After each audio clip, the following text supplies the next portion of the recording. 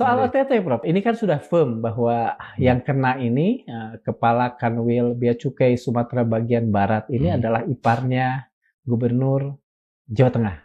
Sementara kita tahu pada pilkada kemarin beliau adalah orang yang dipilih lah katakan oleh Pak Jokowi. Apakah ini bisa kita artikan bahwa upaya pemberantasan korupsi yang digadang-gadang, yang digaungkan oleh Presiden Prabowo sudah memasuki episentrumnya Pak Jokowi? Secara politis banyak tafsir yang mengatakan itu ya. Betul.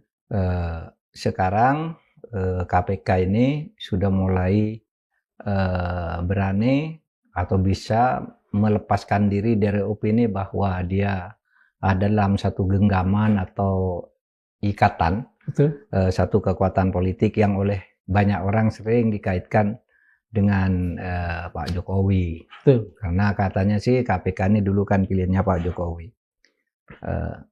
Tetapi kemudian sekarang kan bukan hanya Sumatera bagian Barat betul. Kan ini bea cukai pajak yang di Jakarta juga kemarin di Jakarta Selatan, pengadilan, ketua pengadilan, lalu ada beberapa bupati dan sebagainya.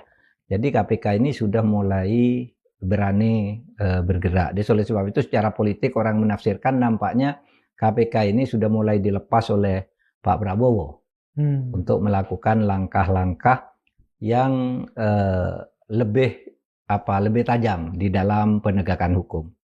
Dan momentumnya tepat juga karena apa? Dengan diundangkannya KUHP, Kitab Undang-Undang Pengacara yang baru kan penyebutan penyidik khusus dan lembaga-lembaga yang diatur secara khusus oleh undang-undang seperti KPK dan sebagainya itu kan sudah disebut di dalam KUH pidana, sehingga dia secara yuridis KPK ini sudah relatif menjadi lebih kuat dan dia boleh melangkah kemana-mana sekarang.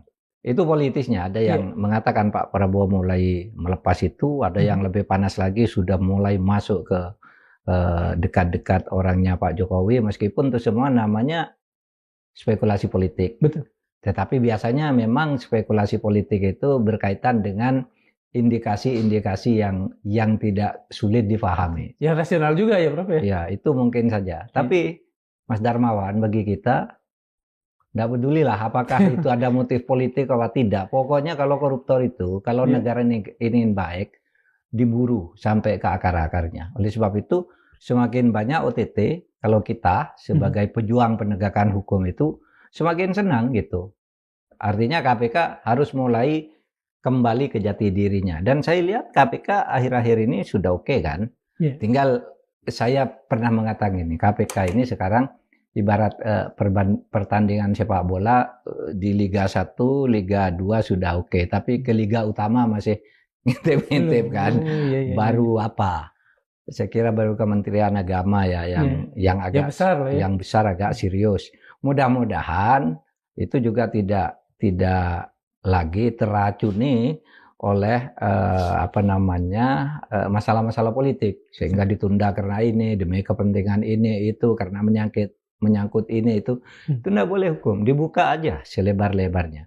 Apalagi di Kementerian Agama itu ya sering saya katakan 4 menteri agama dalam sepanjang sejarah itu sudah dipenjarakan